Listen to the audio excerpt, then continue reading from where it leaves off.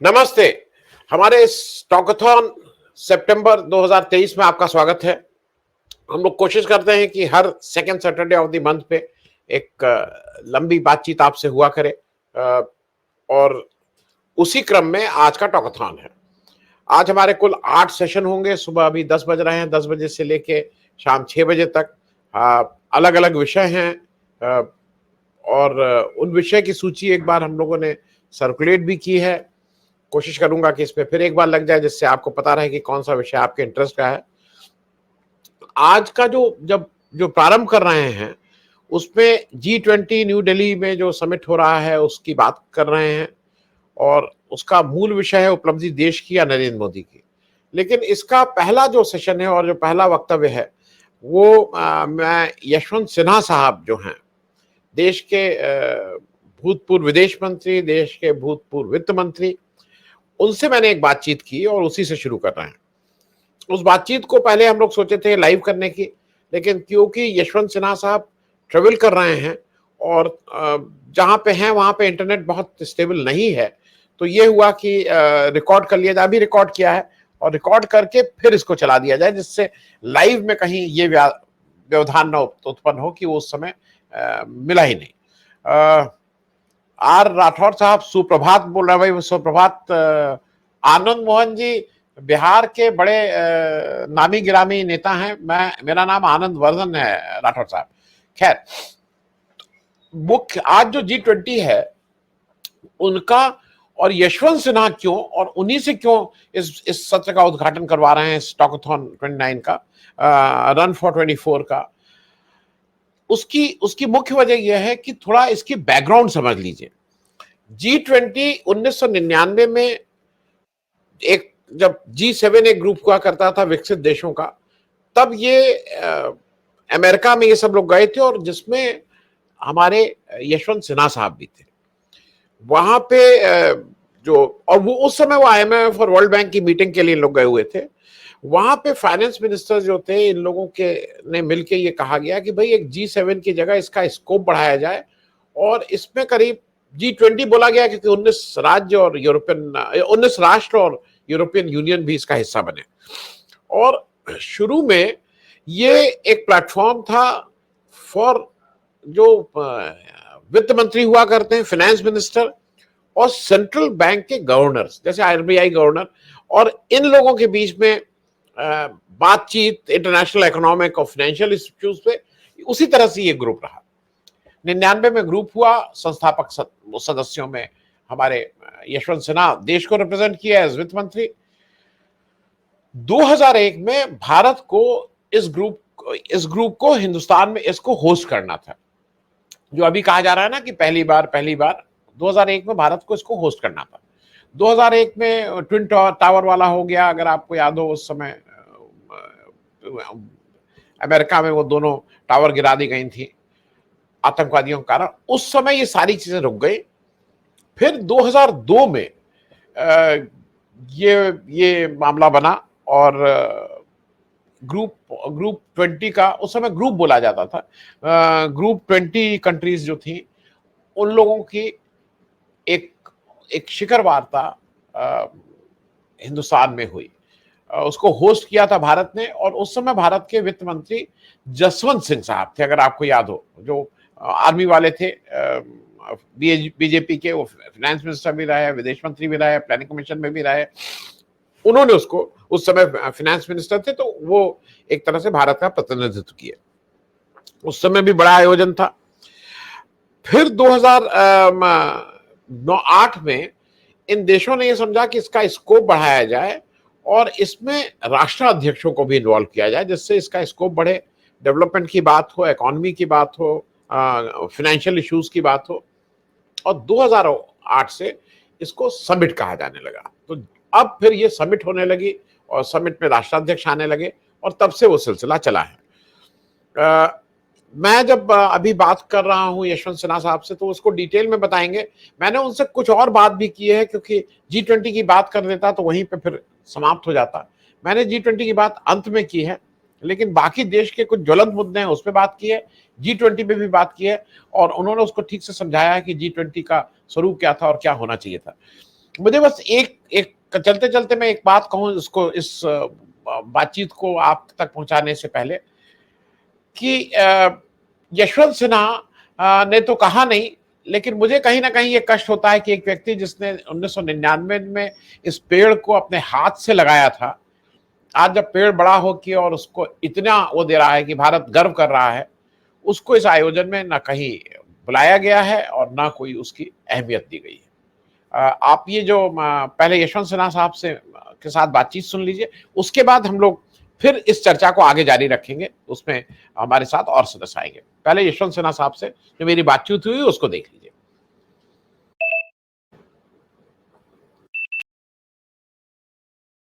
पहले मैं इनको एक पॉलिटिशियन, फिर एक एग्जीक्यूटिव, और मैं जब इनको जहां से शुरू करता हूं मुझे हरदम एक 3 in 1 लगता है, अध्यापक। मेरे लिए अध्यापक की तरह रहे हैं। मैं बहुत सी चीजें जब जानना चाहता हूं तो मैं हरदम इनको अध्यापक की दृष्टि से देखता हूं, क्योंकि शायद जो जो किसी भी आदमी के किसी के जीवन में जो पहला उसका वो होता है, तो पहला इनका जो प्रोफेशन था वो अध्यापक थे, और शायद वो आदमी कभी भूलता नहीं है। स्वागत है यशवंत जी आपका इस कार्यक्रम में।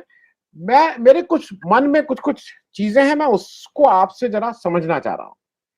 अभी जो देश में जो भी चल रहा है उसमें मैं बहुत पुराना नहीं बात कर रहा हूं, मैं लेटेस्ट में भारत जोड़ो यात्रा हुआ, फिर उसके एक फॉर्मेशन ऑफ विपक्षी गठबंधन इंडिया हुआ, अडानी जी का खुलासा साथ में हुआ, संसद में एक अनप्रेसिडेंट चीजें होने लगी, राहुल गांधी की सदस्यता जाती है, अधीर रंजन चौधरी को निष्कासित कर दिया जाता है, मणिपुर पर पूरी सरकार चुप है। मैं पहले एक इस पे आपसे एक छोटी समझना चाहूंगा कि ऐसा कैसे, ये देश कैसा हो गया है भाई? देश बहुत बदल चुका है, और अगर ये बदलाव बेहतरी के लिए हुआ होता तो आप और हम और देश की जनता इसके लिए खुशियां मनाते होते। लेकिन दुर्भाग्य से ऐसा नहीं हुआ है। देश बदला है, लेकिन बदलाव जो है वो गलत दिशा में हुआ है। आपने कई चीजों का जिक्र किया। मुझे लगता है कि इसमें से कई ऐसी चीजें हैं जो शायद कभी होनी नहीं चाहिए थी, और मेरे जैसा व्यक्ति जो 50-60 साल से देश को देख रहा है बहुत रुचि लेकर, और पहले प्रशासन में और उसके बाद संसद में, फिर सरकार में, फिर संसद में मैंने बहुत वक्त बिताया है, तो इसमें जो घटनाएं घट रही हैं वो कई घटनाएं हैं जिसकी हम पहले कल्पना भी नहीं कर सकते थे। और मैं बहुत ज्यादा इतिहास में पीछे नहीं जाना चाहता। मैं इतना आपसे कहना चाहूंगा कि जब अटल बिहारी वाजपेयी जी इस देश के प्रधानमंत्री थे 6 वर्षों तक, तो उस समय भी जब उनके साथ हम लोग काम करते थे तो कभी भी कल्पना में भी हम लोगों ने नहीं सोचा था कि देश इस परिस्थिति को प्राप्त होगा, नहीं सोचा था। लेकिन आज ये सब कुछ हमारे सामने है। मैं आपको एक वाकया बताना चाहता हूं। हम लोग सरकार में थे, मैं विदेश मंत्री था, और उसी समय अमेरिका ने इराक के ऊपर हमला कर दिया था। कांग्रेस पार्टी के लोगों का कहना था, जो विपक्ष में थे, कि इसमें संसद में एक प्रस्ताव पारित होना चाहिए अमेरिका की को कंडेम करते हुए, उसकी भर्त्सना करते हुए। मैं इसके खिलाफ था, क्योंकि बहुत ही विशेष परिस्थिति में ही संसद इस तरह के एक प्रस्ताव को स्वीकार करती है दोनों सदनों में। तो मैंने कहा कि सरकार सब कुछ कर रही है और सरकार के हाथ को बांध नहीं देना चाहिए एक इस प्रकार का प्रस्ताव पारित करके। 4 दिन 5 दिन पार्लियामेंट नहीं चली क्योंकि डिस्टर्बेंसेस हो रहे थे। फिर वाजपेयी जी ने मुझे बुलाया, सुषमा स्वराज जी उस समय थी पार्लियामेंट्री अफेयर्स मिनिस्टर, उनको बुलाया। उन्होंने कहा कि भाई ये मुझे स्वीकार्य नहीं है कि इस कारण पार्लियामेंट नहीं चल रहा है, आप लोग इसका रास्ता निकालिए, कांग्रेस के लोगों के साथ बात कीजिए, स्पीकर के साथ बात कीजिए और कोई ना कोई इसका रास्ता आप लोग निकालिए। तो फिर बैठकें हुई, बैठकों में एक प्रस्ताव था, प्रारूप था, उसके ऊपर चर्चा हुई और हम लोगों ने एक रास्ता निकाला।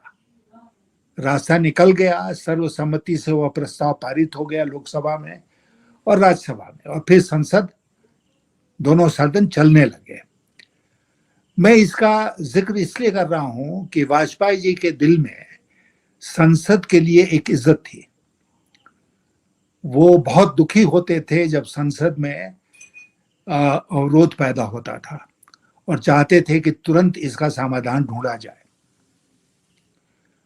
आज ऐसा लगता है कि हुकूमत में उच्चस्थ पदों पर जो लोग बैठे हुए हैं वो पार्लियामेंट को एक, अंग्रेजी में जैसे कहते हैं, नेसेसरी ईवल, एक ऐसी चीज जो नहीं होनी चाहिए लेकिन है तो चलो किसी तरह उसको बर्दाश्त करते हैं।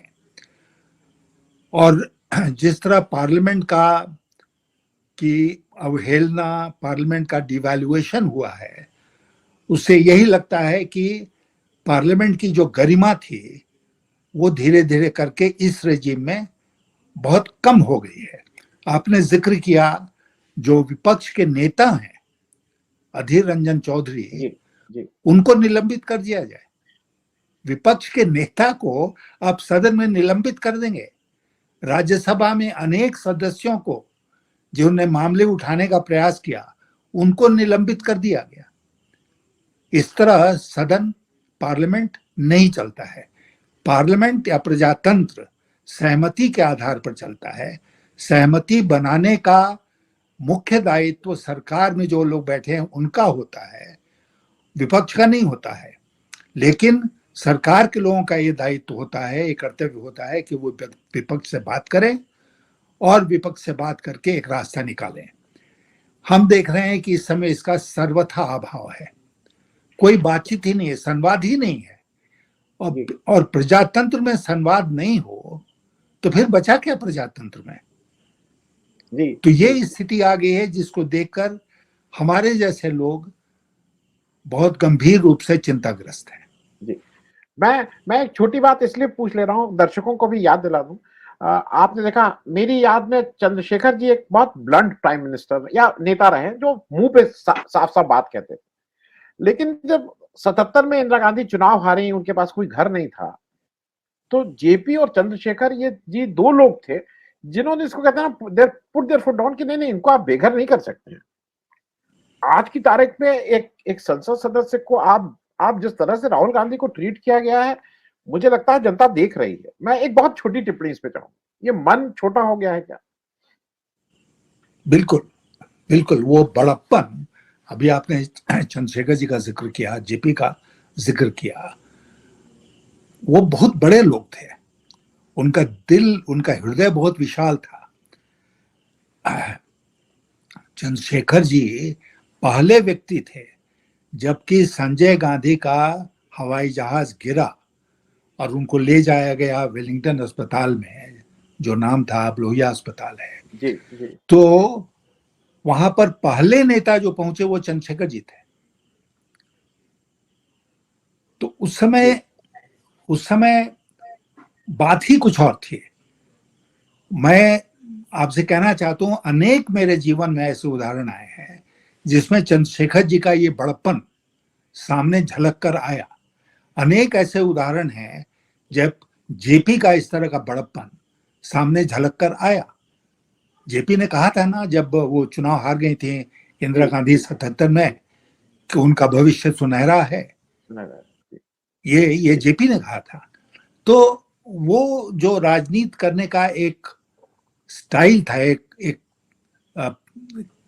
क्या कहते हैं उसको, जो तरीका था, वो पूरा बदल चुका है। अब तो राजनीति में ऐसे लगता है जैसे कि नेपोलियन और अंग्रेजों के बीच युद्ध हो रहा है। हाँ, उससे भी बुरी हालत है। नहीं, और मैं दर्शकों को एक और चीज, भाई साहब, मैं मतलब मुझे सुन के अच्छा लगा, कुमार प्रशांत जी ने खुद बताया कि जब जेपी जी के पास कमला नेहरू के लेटर थे, जो उन्होंने वो लेटर जो उन्होंने प्रभावती जी को लिखे थे, जेपी ने कुमार प्रशांत को लेटर दिया और कहा कि इसको वापस करना है। तो कुमार प्रशांत जी ने उनसे कहा कि इसकी एक कॉपी करके रख ली जाती है उनका, और वो तो जिंदा है अभी। उन्होंने कहा नहीं, कॉपी नहीं करना है। और मतलब उस राजनीति शुचिता की मैं बात कर रहा हूं कि ये कहाँ हिंदुस्तान चला गया है।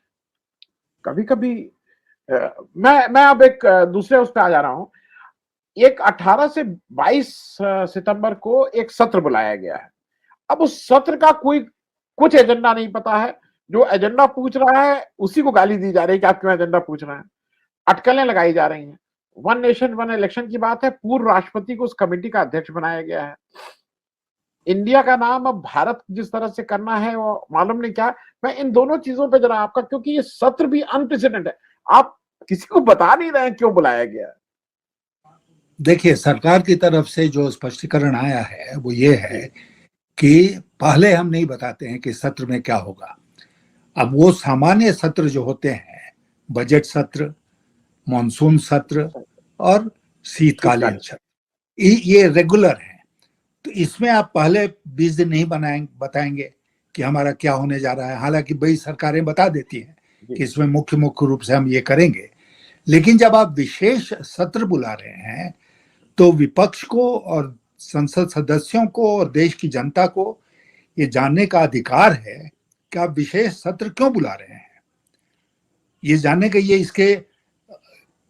इस बात को दबाया नहीं जा सकता है कि आप बताएंगे नहीं और अचानक कोई सरप्राइज देश की जनता के सामने और संसद के सामने आप रख देंगे। तो ये विशेष सत्र है। विशेष सत्र क्यों बुलाया जा रहा है, जनता को और संसद सदस्यों को जानने का हक है। ये अगर सूचना सरकार नहीं देती है तो सरकार प्रजातंत्र के साथ, संसदीय लोकतंत्र के साथ खिलवाड़ कर रही है। इसमें मेरे मन में कहीं दो राय नहीं है। और मुझे इसमें कोई आश्चर्य नहीं हो रहा है क्योंकि इस सरकार ने पिछले 9 वर्षों में इस प्रकार के अनेक भद्दे मजाक संसदीय लोकतंत्र के इतिहास में किया है। जी, जी। और वैसे भी ये जो इंडिया और भारत का जो एक नया चला है, मतलब हम तो हिंदुस्तान को भी वही मानते थे, हिंदुस्तान, इंडिया, भारत, हम सब एक दूसरे के। उसको अब ये है कि नहीं नहीं ये भारत होगा, इस तरह की एक डिबेट देखिए, शुरू। आपने ये जो सवाल उठाया, संविधान में क्या लिखा है? India India that that is is Bharat. Bharat. लेकिन जो राष्ट्रपति के बारे में लिखा है वो लिखा है कि there will be a president of India. President of India ये नहीं लिखा है कि there will be president of president India of that is Bharat. Bharat. That is Bharat, India that is Bharat. वो हर वाक्य में, हर धारा में नहीं लिखा हुआ है। एक जगह लिखा हुआ है और उसके बाद इंडिया शब्द का प्रयोग किया गया है।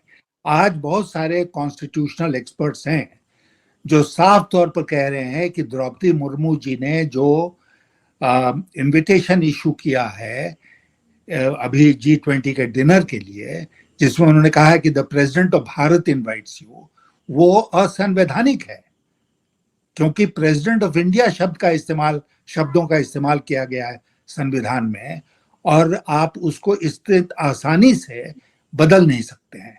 लेकिन ये पूरी चर्चा जो है इंडिया और भारत, ये बेमानी है। संविधान स्पष्ट है इसके बारे में। इतने वर्षों में, 75 वर्षों में या 73 वर्षों में कोई फर्क नहीं पड़ा है। आज के दिन क्यों फर्क पड़ रहा है?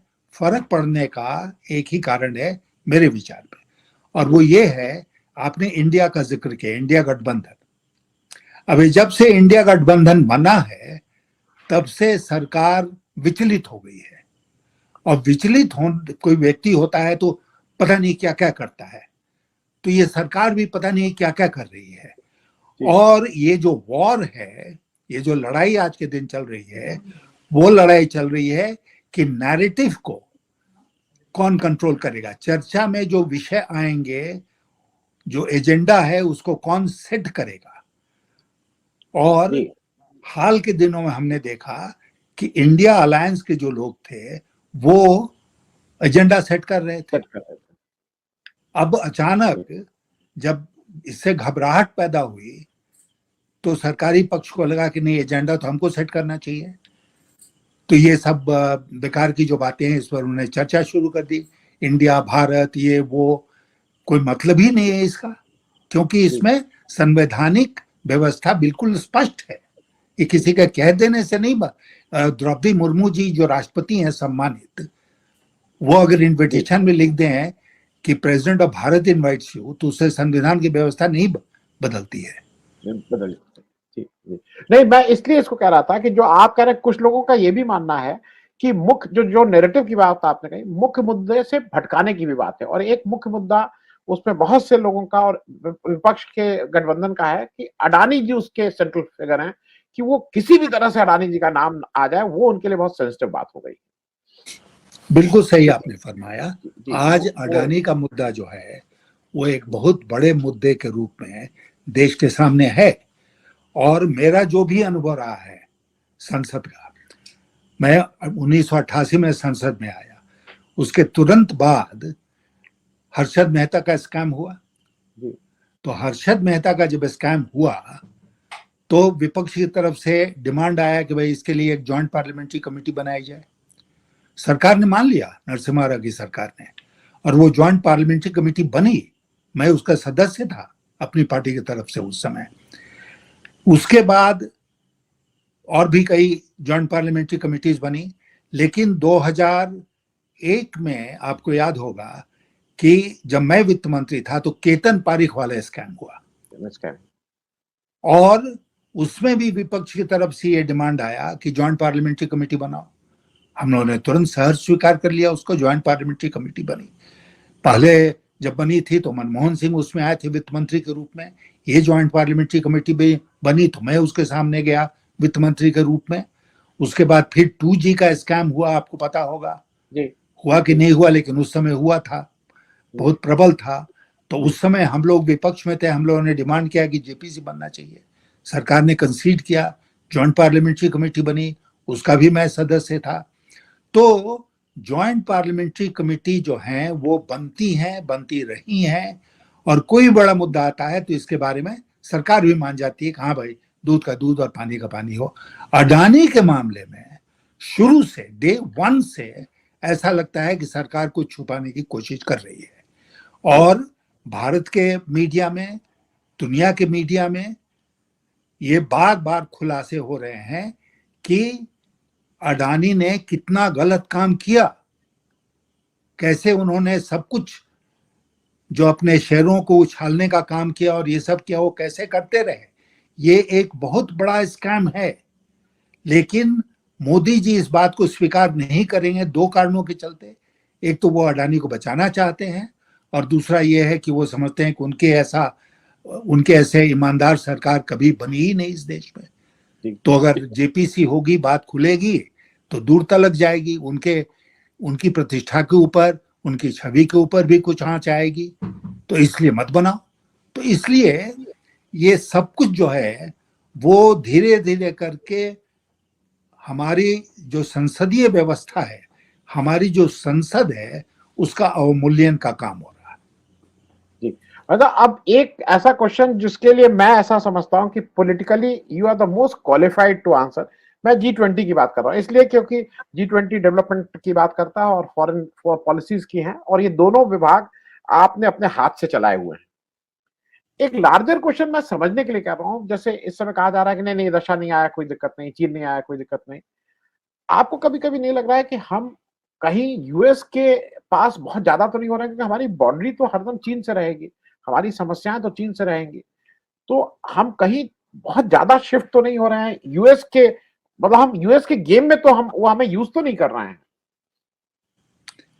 मैं 1 मिनट का आपका समय लूंगा और थोड़ा G20 के बारे में बता दूंगा कि 1999 में जब मैं देश का वित्त मंत्री था, आप हाँ, तो उस समय हम लोग वर्ल्ड बैंक और IMF की मीटिंग के लिए वॉशिंगटन में इकट्ठे हुए थे, और G7 एक ग्रुप पहले से था। तो G7 की तरफ से प्रस्ताव आया हमारे पास, और लोगों के पास भी गया, कि भाई हम तो एक विकसित देशों का समूह है, विश्व में जो आर्थिक संकट है उससे निपटने के लिए इसमें महत्वपूर्ण विकासशील देशों को भी शामिल करना चाहिए, और भारत तो बहुत ही महत्वपूर्ण देश था, तो भारत को भी शामिल होना चाहिए।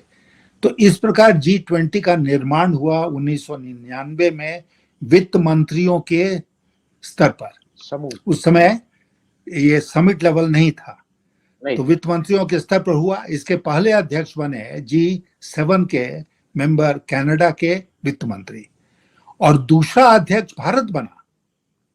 इस बात को अच्छा, कोई ये कहीं मुझे नहीं मालूम था। हाँ, अच्छा, कोई दूर दूर तक इसमें जाना नहीं चाहता है, क्योंकि मीडिया का जो हाल है वो आप समझ सकते हैं। तो आप तो एज वित्त मंत्री आप उसकी अध्यक्षता किए? हाँ, तो वित्त मंत्री के नाते मैं इसका अध्यक्ष बना, और इसकी मीटिंग हो जानी चाहिए थी भारत में 2001 में। लेकिन दुर्भाग्य से 2001 में आप जानते हैं कि ट्विन टावर्स के ऊपर अटैक हो गया, टेररिस्ट अटैक, तो वो मीटिंग न्यूयॉर्क में हुई, भारत में नहीं हो सकी। 2002 में वित्त मंत्रियों के इस समूह की बैठक दिल्ली में हुई, और हमारे सहयोगी जसवंत सिंह जी, जो उस समय वित्त मंत्री थे, उन्होंने प्रिजाइड किया वित्त मंत्रियों के समूह पर। और उसके बाद फिर और लोग बनते रहे। 2008 में, जैसा आप जानते हैं, इसको फिर एक संकट आया विश्व के सामने, तो इसको समिट लेवल पर किया गया, और पहली बैठक हुई 2008 में ये यूएस में। अब 2008 से समिट लेवल शुरू हुआ, फिर धीरे धीरे करके इन्होंने व्यवस्था बनाई G20 में कि हम देशों को 5 ग्रुप में बांट देंगे, और पांचों का टर्न बाय टर्न अध्यक्ष होता रहेगा। भारत का चांस कब मिला है G20 का अध्यक्षता करने का? 2008 से 2023, 15 साल के बाद। 15 साल के बाद भारत को अध्यक्षता करने का मौका मिला है। क्यों? भारत 2017-18 में इसका अध्यक्ष बनना चाहता था।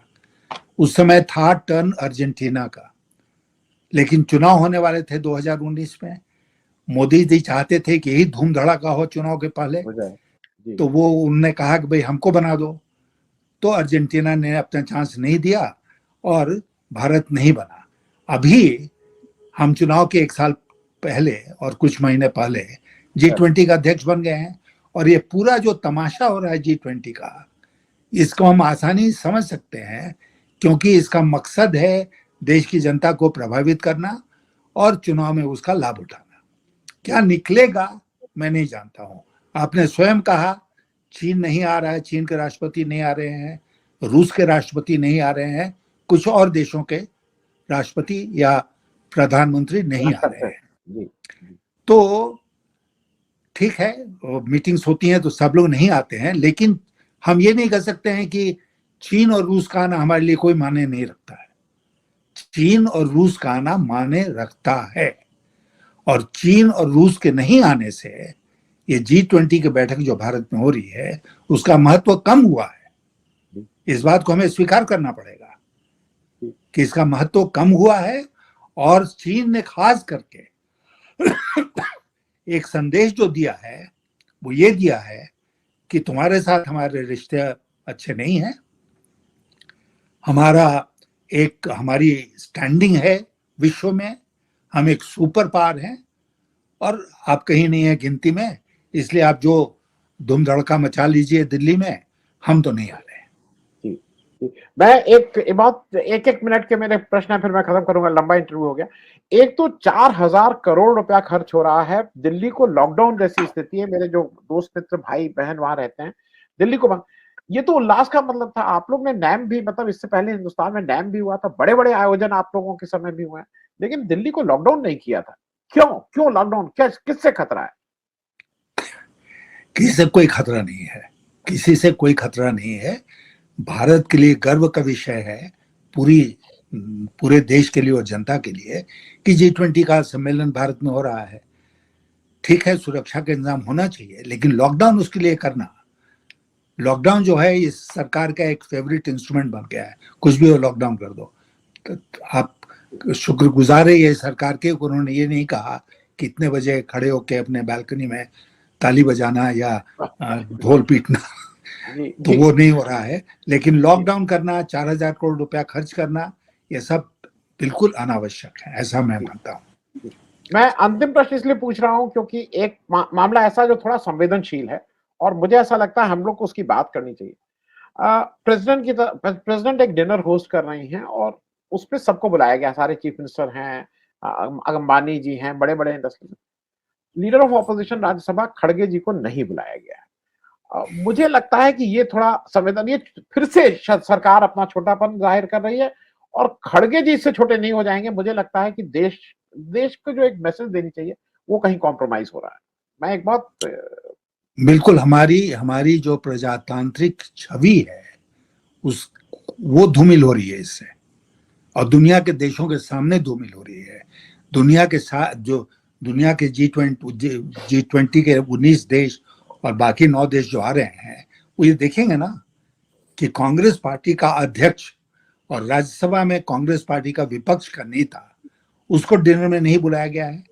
आप पता नहीं कितने 100 लोगों का डिनर राष्ट्रपति भवन में कर रहे हैं और इस व्यक्ति को आप नहीं बुला रहे हैं, तो आप तो बनाना रिपब्लिक हैं ऐसा आप साबित कर रहे हैं। जी जी जी जी बहुत बहुत धन्यवाद भाई साहब ज्वाइन करने के लिए। और आशा है कि आपसे अध्यापक के रूप में हम लोग बहुत कुछ सीखते रहेंगे। और अभी एक लंबी इनिंग आपकी हो। थैंक यू सो मच, बहुत बहुत धन्यवाद। Thank you.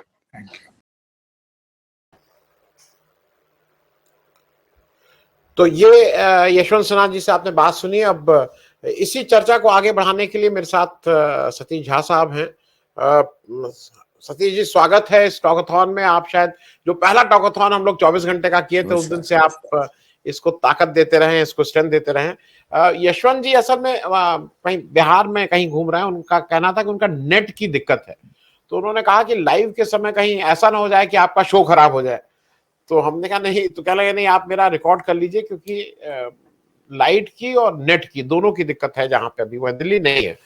तो सतीश जी ये G20 का एक बड़ा वो, और मतलब जब यशवंत जी इस बात को कहे तो मुझे भी कहीं ना कहीं एक अंदर से लगा कि आप G20 का इतना बड़ा आयोजन कर रहे हैं और वो व्यक्ति जिसने ग्रुप ऑफ 19 कंट्रीज 1999 में जो इसके संस्थापकों में एक रहा है, यशवंत जी को बुला लेने से तो मेरे ख्याल में इनका सम्मान ही बढ़ता।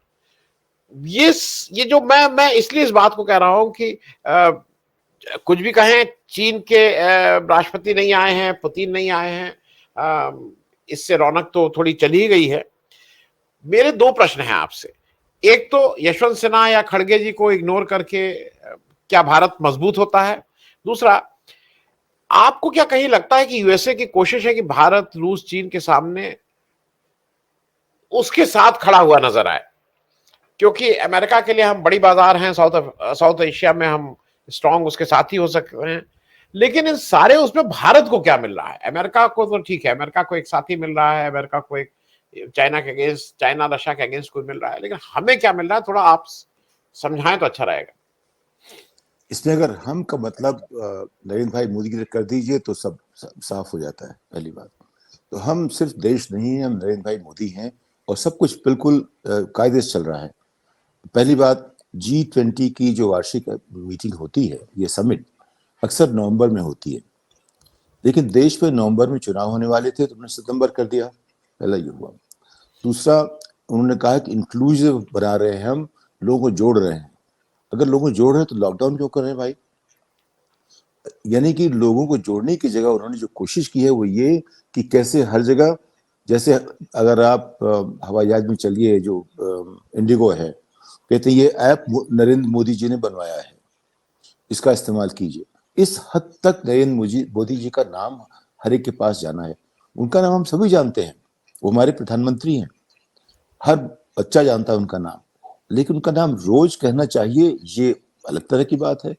अब ये जब भी कोई आदमी सत्ता में आता है, उसकी अपनी कुछ पसंद होती है, कुछ उसका अपना हिसाब, एक स्टाइल होता है। तो ये हमारे प्रधानमंत्री का स्टाइल है कि जो भी बात हो, कोई मंत्री बात करे तो ये पहला शुरू करे कि मैं जो भी हूँ प्रधानमंत्री के नाम पर हूँ, उनके नाम लेके बोले, अंत में उनकी वजह से हो रहा है ये भी बोले। तो ये जो एक नई परंपरा शुरू हुई है, इसमें डेमोक्रेसी नहीं है। अगर आप अमेरिका में देखिए, किसी जो सेक्रेटरी किसी विभाग का बोलता है, वो ठीक है, वो बोलेगा बाइडेन सिर्फ बोलेगा, फिर बोले बाइडेन एडमिनिस्ट्रेशन ऐसा कर रहा है, ये नहीं बोलेगा प्रेसिडेंट जो बाइडेन ने ये कहा है, उसके नेता ये हैं, हमारा एडमिनिस्ट्रेशन ये कर रहा है।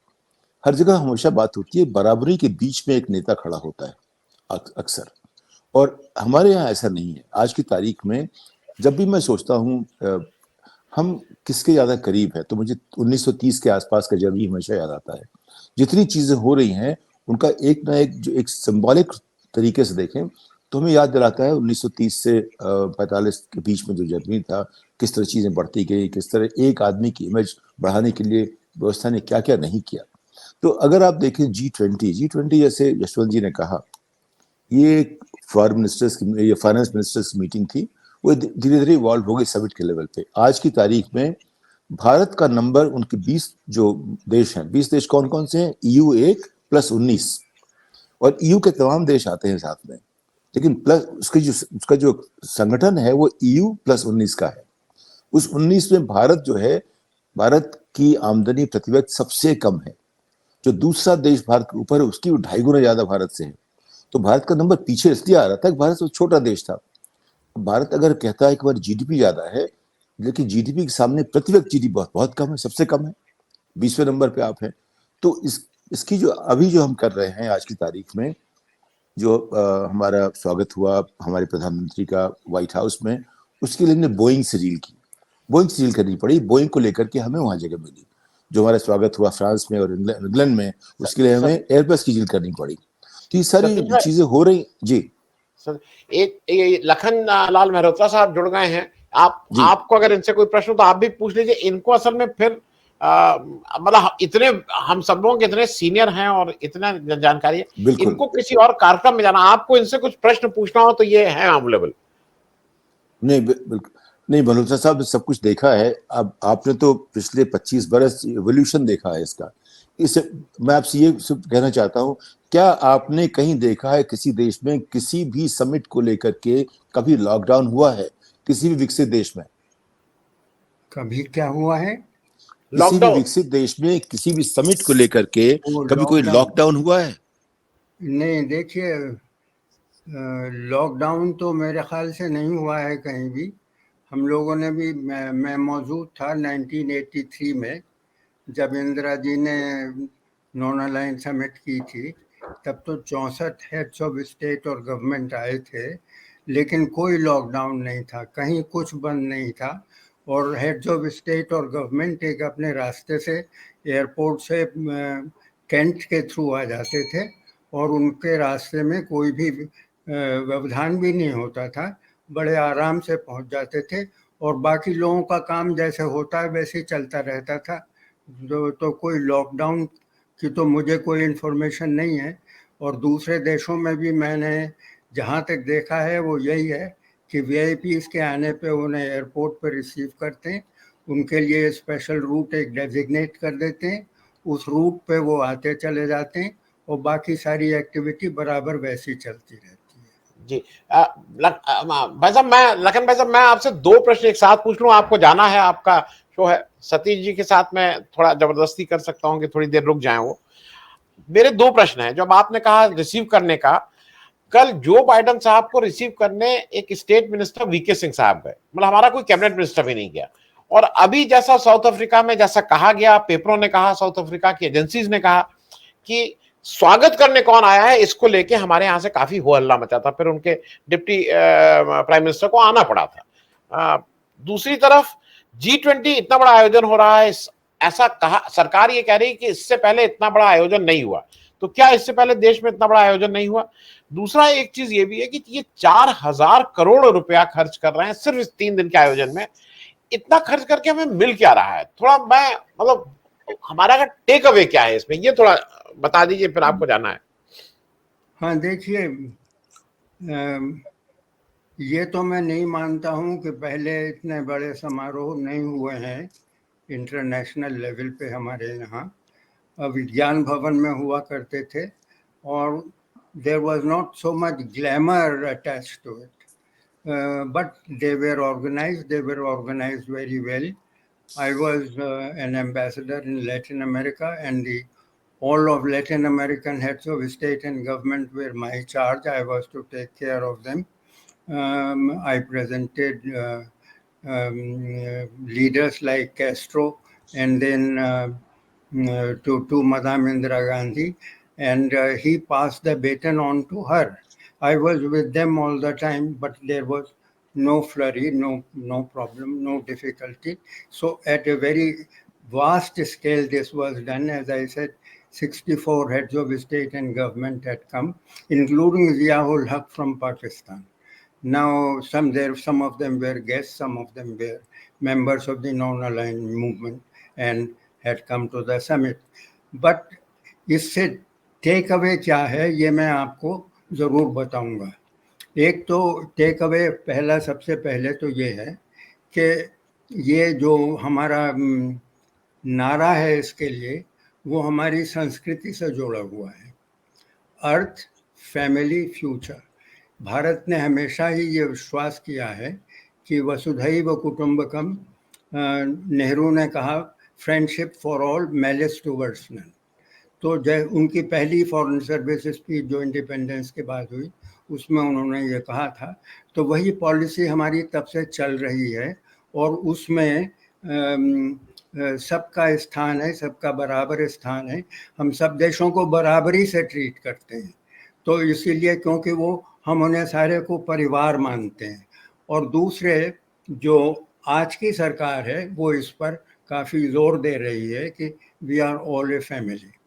नाउ दूसरा इसका ये है कि ये कैपेसिटी डेमोन्स्ट्रेटर है।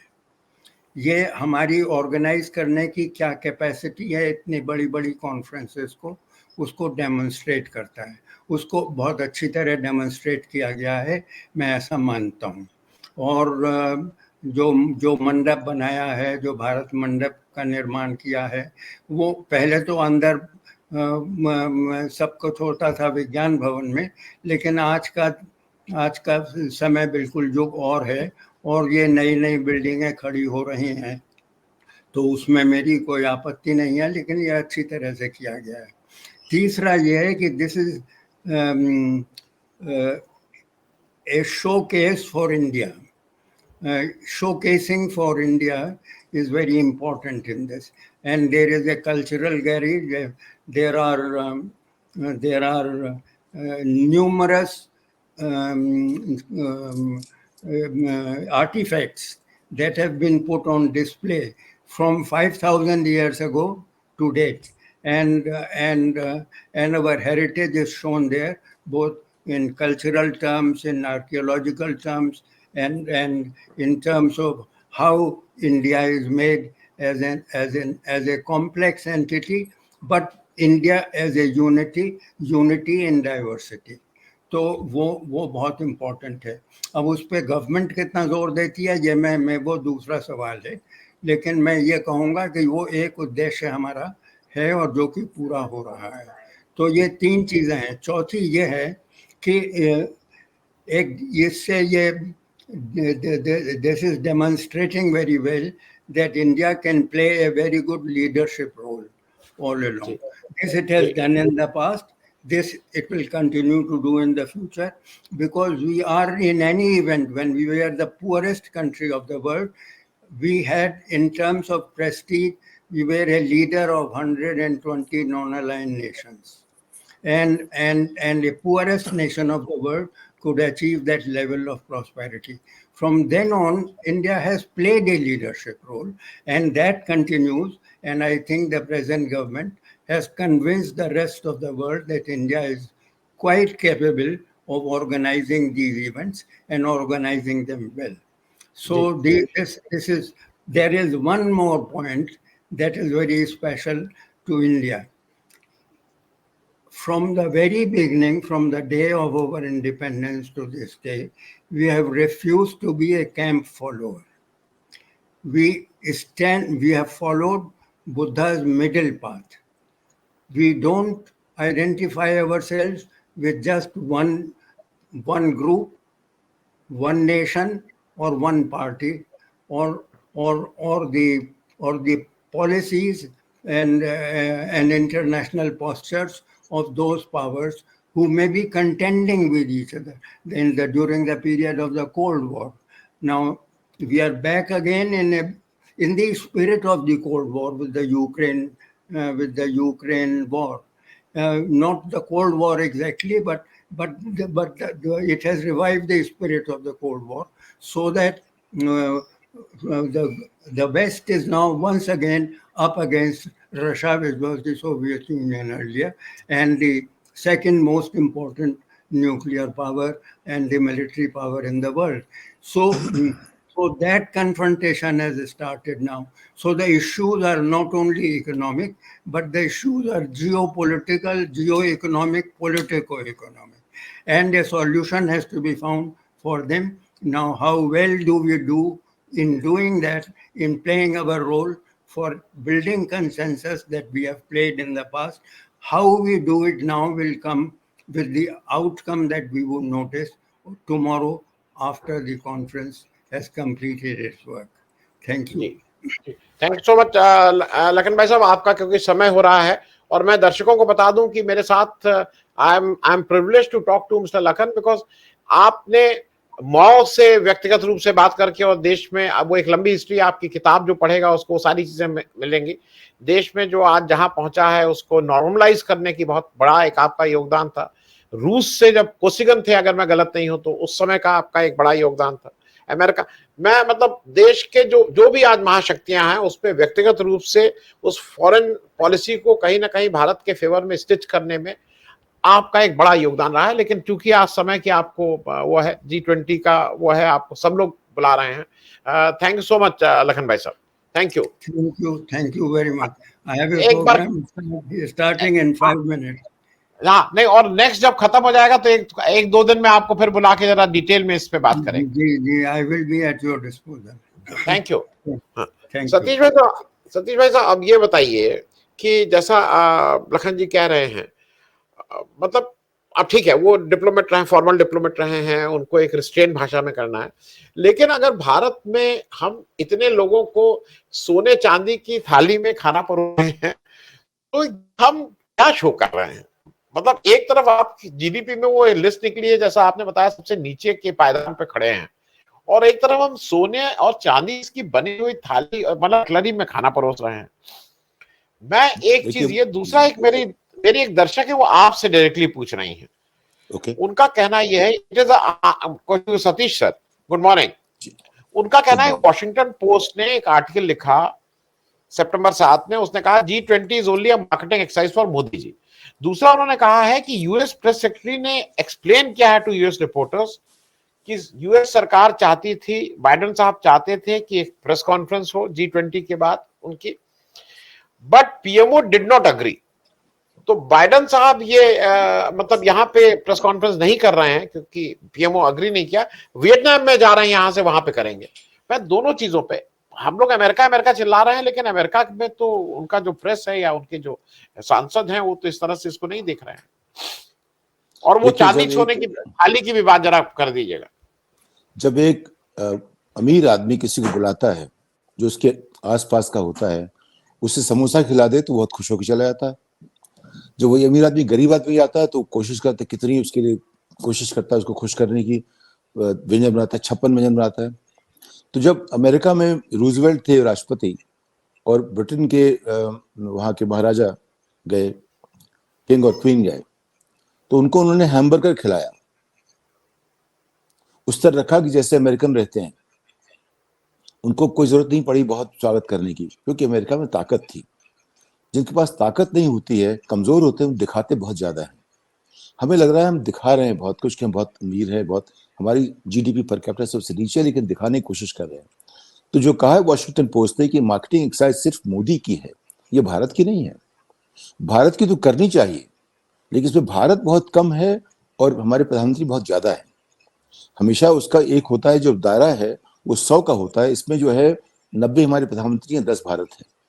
और जितनी चीजें उन्होंने कही हैं अभी भी, अब मुझे जब मैं सुनता हूँ जो उनके गोदी मीडिया के जो महारथी हैं उन सबको, वो कहते हैं वसुदैव कुटुंबकम, नहीं कह भी नहीं सकते, कहते हैं वासुदेव कुटुंबकम।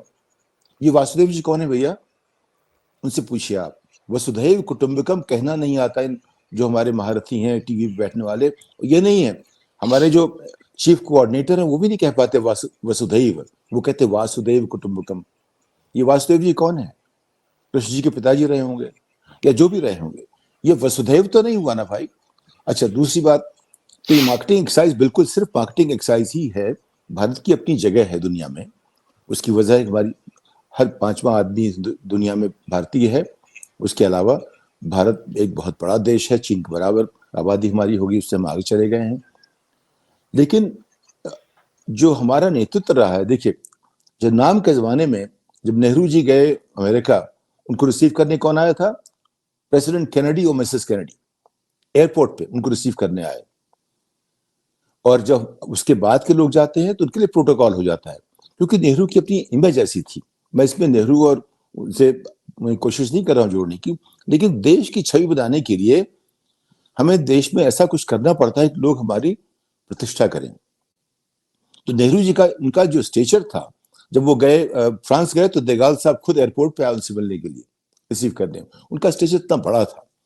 आज हमारे नेताओं का स्टेचर हो गया है वो प्रोटोकॉल से उनको रिसीव किया जाता है। ये बहुत बड़ा फर्क है। पहली बात, जब नाम हुआ था तो मैं भी वहां था, मैंने भी देखा था जब इंदिरा जी ने फिदेल कास्ट्रो को रिसीव किया तो मैं वहां था। फिदेल कास्ट्रो का जो डील डॉल था वो मुझसे कम से कम, मुझे लगता था मुझसे 10 गुना है, मैं दुबला पतला उस जमाने में था। लेकिन जो एक आप देखा होगा, अगर किसी को याद भी हो, जिस तरह से कास्ट्रो ने रिसीव किया, इंदिरा जी ने रिसीव किया कास्ट्रो को, कास्ट्रो ने उसका रिस्पांस दिया, वो अपने आप में एक प्रतिष्ठा की बात थी। मैं आपको एक और बात बताऊं, जब इंदिरा जी की हत्या हुई उस दिन मुझे रात में अमेरिका में था, मैं जगाने वाला एक अफ्रीका का था। उसने क्या कहा कि वो रो रहा था, उसने कहा कि हमारे नेता चले गए। अफ्रीका के लोग उनको अपना नेता मानते थे, इंदिरा जी को। तो हमारी भारत की प्रतिष्ठा ऐसी थी कि लोगों में एक दिल से चाहते थे नेहरू जी को, इंदिरा जी को। उसके बाद से वो बात खत्म हो गई। इंदिरा जी के बाद हमारे नेताओं ने वो ये एक इमेज होती है कि भारत का नेता दुनिया का नेता बन सकता है, तीसरी दुनिया का, वो नहीं हो पाया। लेकिन कई चीजें इसमें हुई हैं ऑफिशियल टोन में। देखिए ऐसा है, अमिताभ कांत हमारे सहपाठी भी हैं और बहुत अच्छे ब्यूरोक्रेट साबित हुए हैं। और आज अगर ब्यूरोक्रेसी का नाम लीजिए तो उनका नाम पहला आता है। हमारे जेएनयू के सहपाठी भी हैं। हम लोगों ने उनमें कुछ चीजें हैं, उन्होंने इनक्रेडिबल इंडिया शुरू किया, उनको पैकेजिंग बहुत करनी अच्छी आती है। तो ये एक पैकेजिंग का हिसाब है, वो की गई है। लेकिन जब लोग जाएंगे यहां से तो क्या कहेंगे, दिल्ली में लॉकडाउन था। किसी भी देश में कभी भी किसी भी समिट के लिए, कम से कम जो यूरोपियन देश हैं, जो ओईसीडी के देश हैं, वो लॉकडाउन नहीं हुआ। मुझे पता नहीं कि इंडोनेशिया में हुआ था कि नहीं हुआ था, लेकिन किसी भी जो संभ्रांत देश है वहां कभी लॉकडाउन किसी भी चीज के लिए नहीं होता है। जैसे मल्होत्रा साहब ने कहा, चीज चलती रहती है, उसका रास्ता बना दिया जाता है। तो जब तक सरकार को लोगों से इतना दूर करने की जो बात है, वो बहुत बड़ी मुश्किल चीज है। ये सारी बात इसलिए है, दो चीजें इसमें हैं कि हमारे प्रधानमंत्री की मार्केटिंग देश में कैसी हो, कि वो विश्व गुरु है नहीं है, उसके अलावा है कि वो दुनिया के नेता है। अभी आपने देखा, जब हमने क्लिपिंग देखी जब बाइडेन साहब आ रहे थे मोदी जी के साथ, वहां भी एक जो है एक दादागिरी है, हम चल रहे हैं साथ में, वो उससे हमारी प्रतिष्ठा बढ़ती नहीं है। जो ह्यूमिलिटी में जो प्रतिष्ठा बनती है वो ब्रिगेडेसियो में नहीं आती। ये बात जो है आज कहीं ना कहीं वहीं खो गई हमारी समझ में। अब दूसरी बात की प्रेस कॉन्फ्रेंस की, वो बहुत महत्वपूर्ण बात है। जब नरेंद्र भाई गए थे व्हाइट हाउस, तो व्हाइट हाउस की परंपरा है कि वहां पूरी फ्री व्हीलिंग प्रेस कॉन्फ्रेंस होती है राष्ट्रपति के साथ। भारत ने उसको ब्लॉक किया, उनका सिर्फ एक सवाल लेंगे। तो ये जो है प्रेस से डरने की जो बात है, ये हमारे आज की सरकार के जीन्स में आ गई है। और हमें फिर नेता ऐसा चाहिए आगे जो राहुल की तरह हो, जो प्रेस के सामने उस तरह आता है जैसे कि आना चाहिए। अमेरिका का राष्ट्रपति रोजाना प्रेस कॉन्फ्रेंस करता है, उसमें उसका जो स्पोक्स पर्सन है रोजाना बैठता है और कभी कभी खुद भी आता है। ये उस डेमोक्रेसी का एक बहुत बड़ा हिस्सा है। एक और बात समझिए, अमेरिका का राष्ट्रपति हर साल 8 घंटे न्यूयॉर्क टाइम्स के एडिटर्स की कॉन्फ्रेंस बैठता है, न्यूयॉर्क टाइम्स के दफ्तर जाता है। ये परंपरा पिछले 50 साल से है। अमेरिकन राष्ट्रपति न्यूयॉर्क टाइम्स के एडिटर्स के दफ्तर में जाके 8 घंटे बिताता है, हर साल में एक दिन, क्योंकि उसको इसकी एक जिम्मेदारी है, एक संस्था बन गई है न्यूयॉर्क टाइम्स की, और हर राष्ट्रपति इसको स्वीकार करता है। ट्रंप ने क्या किया एग्जैक्टली पता नहीं, लेकिन उसने भी बात तुमसे जाके की थी, 4 साल की नहीं, मुझे याद नहीं आ रहा, लेकिन ये एक परंपरा है। दूसरी परंपरा आप देखा होगा कि जो व्हाइट हाउस जो प्रेस कॉन्फ्रेंस की मीट होती है, जिसमें कि सबके ऊपर किस तरह की व्यंग वगैरह होते हैं। तो यानी कि इससे जो है एक डायलॉग चला रहता है। ये नहीं भी कह रहा परफेक्ट हो जाता है, लेकिन एक डायलॉग जो है जनता और सरकार के बीच में, नेता के बीच में बना रहता है। वो बिल्कुल 9 साल से खत्म हो गया है। आज की तारीख में सिर्फ ब्रॉडकास्टिंग चल रही है। तो ये बात सही कही कि ये मार्केटिंग एक्सरसाइज है, और ये बनाया गया सितंबर में इसलिए कि इससे असर पड़ेगा नवंबर के इलेक्शंस में। सारी जो भूमिका ये है कि हम सबसे महान हैं, हम विश्व गुरु हैं, हम विश्व के नेता हैं, ये जो बात है इससे हमारी प्रतिष्ठा कहीं भी बढ़ नहीं रही है। ये मेरा दुख इस बात का है। लेकिन इसके साथ जो चीजें हुई है, जैसे मल्होत्रा साहब ने कहा, आपने शोकेस किया, ठीक है, अच्छी बात है, बहुत बढ़िया बात है, स्वागत किया, ठीक है। लेकिन जब आप स्वागत आउट ऑफ द वे जाके करते हैं, जो कि नॉर्मल परंपरा से बाहर है, तो लोग सोचते हैं ऐसा आप क्यों कर रहे हैं, आप क्या चाहते हैं। तो वो बात जो मैंने आपसे कही कि अमीर आदमी जब किसी मिलता है तो उसको नॉर्मली देखता है, जब गरीब आदमी अमीर को बुलाता है तो उसके लिए रेड कार्पेट बिछा देता है। तो कुछ ऐसा लग रहा है सही मिला के। लेकिन तीसरी बात हमारी ये है कि इसमें जो जितने भी उन्होंने मूल्य की बात की, सस्टेनेबिलिटी की, क्लाइमेट वगैरह की, वो दुनिया से तो हो सकती है, हमारे देश में हो रहा है क्या? क्या हमने देश में सस्टेनेबिलिटी की बात की है, गरीबी दूर करने की बात की है? वो नहीं कर रहे हैं। हम दुनिया में वो बात कर रहे हैं, उसको देश में तो लगा लें। चौथी बात यह है कि हमारी अर्थव्यवस्था की बात हो रही है कि हम 8% पे चल रहे हैं। उस पर आप ये देखिए, ये जो अपने आप में जो स्टैटिस्टिकल एक जगलरी हो रही है, हमारी इनकम के दो तरीके होते हैं जानने के। एक तो होता है इनकम की बेस पे, एक्सपेंडिचर के बेस पे। अभी इनकम बेसिस पे हमारी जो ग्रोथ रेट है करीब 8 से कुछ कम है, 8% से, लेकिन एक्सपेंडिचर पे 1.5 के आसपास है। हर देश दोनों को मिला के बात करता है। मिला के देखिए, हमारी ग्रोथ रेट 4.5% है, और हमें कहना है कि हम 8 पे चल रहे हैं, ये अपने आप में अपने आप को भुलावा देना है। ये छलावा अपने आप से है, किसी और से नहीं है। और ये आज की तारीख में 9 साल से एक परंपरा चल रही है कि स्टैटिस्टिकली जो है अपने आप को हम कितना बढ़ा चढ़ा के दिखा सकते हैं, दिखाएं। उससे हम कई बार भूल जाते हैं। जब मैं भी कुछ करता हूँ, एक बार मुझे भी लगा कि मैंने सोचा अपने आप बढ़ा चढ़ा के बोलूंगा, फिर मैं भूल गया कि मैं वो नहीं जो बोल रहा हूँ। देश के साथ ऐसा होता है, जब हम बचपन में ऐसी बातें की। आनंद जी। सतीश जी, एक प्रश्न है आपसे, एक और एक कमलेश तिवारी हैं, वो प्रश्न पूछ रहे हैं। वो कह रहे हैं, sir, is the world getting the vibes that India is no longer a democracy? Lockdown in Delhi, no press conference, marketing of Modi, opulence by the poorest member country. एक हमारे कमलेश तिवारी, उनका कहना है कि ये इन सब करने से क्या कहीं बाहर में जो हम विश्व गुरु कह रहे हैं, उसका उल्टा असर तो नहीं हो रहा है? देखिए, जहां तक लोगों की बात है, एक छवि की बात है, हर जगह सवाल ये हो रहा है कि भारत में ऐसा क्यों हो रहा है। आपको याद होगा एक समय में न्यूयॉर्क टाइम्स के नाम पे एक पूरा फ्रंट पेज हमारे प्रधानमंत्री के नाम पे छाप दिया गया, एडिटोरियल भी छाप दिया गया। तो न्यूयॉर्क टाइम्स को कहना पड़ा उनके रिपोर्ट की, ये हमारा एडिटोरियल नहीं है। इस हद तक की बातें हुई है, आपको अगर याद हो तो यानी कि एक जो छद्म जो है, दिखाने के लिए कि हम बहुत महान हैं, बहुत बड़े हैं, उस पर जितना भी हो सकता है वो सब किया जा रहा है। वो सीमा के बाहर चला गया है। हर जगह इससे हमारी छवि धूमिल हुई है, उसमें कोई दो राय नहीं है। लोगों में देखिए, जो परसेप्शन बनता है वो इन चीजों से बहुत बाहर हो जाता है। हम कितनी कोशिश करें दबाने की, वो चीजें छिपती नहीं है। तो लोगों में जो परसेप्शन है, जब आदमी कोई बढ़ बढ़ के आगे बोलता है, तो आप क्या सोचते हैं उसके बारे में? तो हमारी इमेज कुछ ऐसी बन गई, जो आदमी कुछ बढ़ बढ़ की कोशिश कर रहा है दिखाने की मैं भी कुछ हूं। जबकि हम गरीब थे, लेकिन हमारी प्रतिष्ठा थी, हमारे सोचने के ढंग पर प्रतिष्ठा थी, लीडरशिप प्रतिष्ठा थी। जब भारत 1960-65 में अमेरिका की उसका झगड़ा रूस से था, हमसे नहीं था। हमने अलाई किया रूस से, तो अमेरिका ने कहा ठीक है, हम झगड़ा करेंगे, पाकिस्तान बना देंगे। वो उनकी अपनी फॉरेन पॉलिसी का हिस्सा है। लेकिन जो व्यक्तिगत जो एक देश के नाम पे, सोचने के नाम पे, वो बात खत्म कभी नहीं हुई।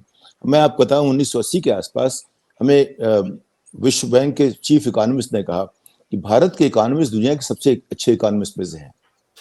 उस जमाने में हमारी प्रतिष्ठा ऐसी थी कि वो लोग सब मानते थे कि जो भारत के इकोनॉमिस्ट बनते हैं, पीएचडी वाले, स्टैटिस्टिक्स और इकोनॉमिक्स, दो विषयों में हमारी मान्यता थी कि हमारे लोग बहुत अच्छे हैं, मतलब फर्स्ट ईयर में हैं। उनमें से नोबेल लॉरेट 2 हुए अभी तक, लेकिन हमारी उस टीयर में को माना जाता था। अब ये हो गया है कि हमारे जितने भी आंकड़े हैं, सब पे सवाल खड़े हो गए हैं। हमारे आंकड़ों पर सवाल खड़े नहीं होते थे। हम खुद ही, मैंने कितने हर सरकार के खिलाफ देखा कि कौन आंकड़ा कैसा है, हमेशा उसकी कोशिश की दिखाने की क्यों गलत है, लेकिन वो दिखाने के लिए तो हम अच्छा करना चाहते हैं। आज की तारीख में ये हम जानते हैं तथ्य क्या है, उसको छुपाना चाहते हैं। ये इतना बड़ा फर्क हो गया है। तो जो G20 है, देखिए, मार्केटिंग एक्सरसाइज है पार एक्सेलेंस। G20 जो है प्रधानमंत्री की प्रतिष्ठा के लिए बनाया गया है, लेकिन उसका नतीजा उल्टा निकलेगा। G20 से इसको बनाया गया, इलेक्शन का एक मुद्दा बनाया गया है, जिससे कि लगे कि वही सबसे आगे हैं, वो चल रहा है। लेकिन जो ये जितने मुद्दे हैं कि ये इंक्लूसिव है, मेरे हिसाब से नहीं है। इंक्लूसिव तब होता है जब दिल्ली के लोगों से वो आके लोग मिलते, जब दिल्ली के लोगों पर बंदिश न होती, तब उसको हम इंक्लूसिव मानते। आज की तारीख में इंक्लूसिव सिर्फ एक दावा है और बाकी चीजें जो हो रही हैं उससे बहुत अलग है। मैं एक चीज और जरा आपसे इसलिए पूछ लूं क्योंकि चलते चलते एक तो मैं उस पर कोई कमेंट नहीं करूंगा, लेकिन जब इस बार जो बाइडेन साहब आए हैं तो इसमें तो कोई माने चाहे ना माने दुनिया का सबसे ताकतवर आदमी बोला जाएगा, क्योंकि अमेरिका का प्रेसिडेंट को ये कहना कि नहीं नहीं सबसे ताकतवर आदमी। दो बातें हुई, एक तो उनको लेने हमारे स्टेट मिनिस्टर वीके सिंह साहब गए। तो एक तो आपसे ये पूछना है कि अभी जो साउथ अफ्रीका में हुआ था कि सिर्फ कैबिनेट मिनिस्टर आए थे, फिर उन हमारे प्रधान जैसा कहा गया, वहां की स्टोरी कहती है, साउथ अफ्रीका की एजेंसीज हैं वो कह रही हैं कि मोदी जी उतरे नहीं, फिर डिप्टी चीफ प्राइम मिनिस्टर को आना पड़ा और तब वो जहाज से उतरे। तो एक तो जो बाइडेन साहब ने ये कुछ नहीं किया, दूसरा एक इस पे कोई कमेंट नहीं, लेकिन कुछ लोग कह रहे हैं कि मिसेस बाइडेन किन्हीं कारणों से नहीं आई हैं। वो कोरोना नहीं है, कोरोना तो दुनिया में कहीं नहीं हो रहा है, केवल उनकी पत्नी को है, लेकिन उन्होंने भारत नहीं आना किन्हीं और कारणों से जो डिप्लोमेटिक नहीं है मना किया। उस पर हम लोग का कोई कमेंट नहीं है। मैं जरा वीके सिंह साहब वाली बात समझना चाह रहा हूँ। उन्होंने कोई फर्स नहीं किया, वो ठीक है जो आया है ठीक है। देखिए, अमेरिकन प्रेसिडेंट को इन चीजों को फर्क पड़ता नहीं, वो अमेरिकन प्रेसिडेंट ही रहेगा। अगर उसका स्वागत आप नहीं करोगे ठीक से, उसका असर बाद में आता है, जो पॉलिसीज होंगी उसमें दिखेगा। लेकिन फर्स्ट कौन करता है? फर्स्ट वो होता है जिसके पास कुछ और ताकत नहीं है। कमजोर लोग ज्यादा फर्स्ट करते हैं, जो मजबूत लोग हैं उनको ऐसा कुछ करने की जरूरत ही पड़ती नहीं है। तो जैसा देखा आपने, जिस तरह जेनेट येलेन ने हाथ मिलाया प्रधानमंत्री से, उसमें एक उत्सुकता थी आगे, क्योंकि उनका रोल ऐसा है, हेड ऑफ स्टेट एक स्टेप अहेड होता है, उसको उन्होंने उस तरह ट्रीट किया। और जितने लोगों से मिले हैं, अगर आप देखें बॉडी लैंग्वेज, हमारी बॉडी लैंग्वेज में ये है कि हम कुछ हैं, उनकी बॉडी लैंग्वेज ये है कि जेंटलमैनली है या सिविल है। ये थोड़ा सा फर्क हो जाता है। और जहां तक कोई रिसीव करता है वो प्रोटोकॉल की बात है। प्रोटोकॉल में आमतौर पे फॉरेन मिनिस्टर या फॉरेन मिनिस्ट्री का एक डेजिग्नेटेड आदमी होता है जो रिसीव करता है, तो वो सब ठीक है उस हिसाब से। लेकिन अगर आप दिखाना चाहते हैं आपका रिश्ता अच्छा है, मुझे लगता है इसलिए हुआ क्योंकि वहां उनको उस लेवल पर रिसीव नहीं किया गया अमेरिका में, तो उसको रेसिप्रोकेट उन्होंने किया है। ये चलता रहता है डिप्लोमेसी में, हमें इसमें कोई मुश्किल नहीं है। लेकिन अगर आप चाहते थे कि अमेरिकन राष्ट्रपति को हम आगे ले चलें, जैसे जॉन केनेडी चले गए अपनी पत्नी के साथ नेहरू को रिसीव करने, अगर आप जाते तो आप एक दूसरा माहौल खड़ा करते। लेकिन यहाँ वो बात नहीं है। यहाँ ये कहना है कि हम अमेरिका से बड़े हैं। देखिए, G20 का मुद्दा क्या है कि हम अमेरिका, रूस, चीन सबसे बड़े हैं क्योंकि हम प्रेसिडेंट उन सबके हैं। अब ये आप देखिए मैसेज क्या हो रहा है, जो बेसिकली सटल मैसेज ये है, इसीलिए रूस और चीन के लोग नहीं आए। वो इस बात रूस के तो आ नहीं सकते थे क्योंकि उनके खिलाफ वारंट है, उनके खिलाफ जो इंटरनेशनल कोर्ट का वारंट है, तो वो निकल नहीं सकते। वैसे हिंदुस्तान को कोई मुश्किल नहीं थी, लेकिन वो ऐसी सिचुएशन क्यों बनाई जाए। जो चीन का है वो पूरी तरह डिप्लोमेटिक है, वो ये कहने के लिए कि भाई तुम प्रेसिडेंट बनना चाहते हो, तुम नहीं बनने देंगे तुम प्रेसिडेंट। तो चीन और रूस दोनों की वजह अलग अलग है, लेकिन एक सटल मैसेज ये है कि तुम कहना चाहते हो कि तुम बहुत बड़े प्रेसिडेंट हो, हम नहीं मानते। तो वो संदेश जो है लोगों को जानना चाहिए कि ये जो उनका ना आना अपने आप में एक बहुत बड़ा स्टेटमेंट है। लेकिन प्रेस कॉन्फ्रेंस न बुलाना अपनी कमजोरी जाहिर करता है। लॉकडाउन रखना दिखाता है कि हम वाकई अभी इस काबिल नहीं हुए हैं कि जनतांत्रिक जो ढांचे में कहीं काम कर सके। लॉकडाउन किसी डेमोक्रेसी में नहीं होता, ये होता है डिस्पोटिक अफ्रीकन स्टेट में हुआ करता था। वहां भी अभी चीज उतनी नहीं होती क्योंकि वहां विकास बहुत हो गया है। अब ये याद रखिएगा आप, अफ्रीका में 54 देश हैं और 140 करोड़ लोग हैं। उनकी जो आबादी आमदनी है अफ्रीका की, भारत से $2 ज्यादा ही है अफ्रीका कॉन्टिनेंट की। तो हम ये हमारा जो देश है उसकी आमदनी अफ्रीका के बराबर है और अफ्रीका की आबादी हमारे बराबर है। तो अगर कल आप कहेंगे तीसरे हैं अफ्रीका, कहते हम अफ्रीकन यूनियन बन गए हैं, तो हमसे आगे रहेगा अफ्रीका। ये भी याद रखना चाहिए। तो ये संदर्भ हमेशा हमारे सामने रहना चाहिए। लेकिन जिस तरह से आप अपना डंका बजा रहे हैं, जरूर बजाएं, अच्छी बात है। हमें अच्छा लगता है भारत का नाम अच्छा हो, हमें अच्छा लगता है हमारे प्रधानमंत्री की बहुत सराहना हो, उनकी बहुत उनका आदर हो, दुनिया में प्रतिष्ठा बने, वो बहुत अच्छी चीज हमें लगती है। लेकिन जब हम ऐसे छोटे छोटे काम करते हैं जिनसे जो सटल मैसेज है जो लोग समझते हैं, वहां कहीं कुछ चूक हो जाती है हमसे। तो हमारी सद्भावनाएं G20 के साथ बिल्कुल हैं, हमारी सद्भावनाएं इंडिया लीडरशिप के साथ भी हैं, लेकिन जो छोटी छोटी बातें हैं इसका पॉलिटिकल इस्तेमाल करना, इसका मार्केटिंग के लिए इस्तेमाल करना, इसका जिस तरह भारत ने इस्तेमाल किया किसी ने कभी नहीं किया है, क्योंकि उनके लिए जरूरी नहीं था। हमारे लिए यह मौका बनाया गया और इसीलिए नवंबर की वजह सितंबर में मीटिंग हुई और जितनी सारी बड़ी बातें कही उसको आप देखें, एक तरह से ये एक व्यक्ति विशेष के लिए किया गया है, देश के लिए नहीं। जी Satish ji, thank you so much. हम लोग अब पहले सेशन को क्लोज करेंगे G20 न्यू दिल्ली समिट।